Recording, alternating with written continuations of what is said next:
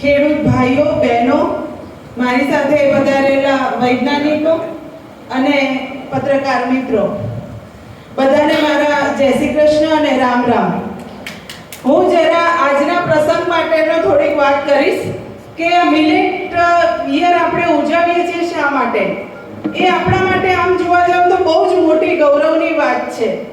વાત એમ છે કે સંયુક્ત રાષ્ટ્ર મહાસભાના 75મા સત્રમાં આપણા ભારત દેશના અને વિશ્વગુરુ શ્રી માનનીય નરેન્દ્ર મોદી સાહેબ શ્રીએ મિલેટ વર્ષ ઉજવવા માટેનું જે પ્રસ્તાવ મૂક્યો, એમાં આખા દુનિયાના 72 દેશોએ આ વાતને સમર્થન આપ્યું.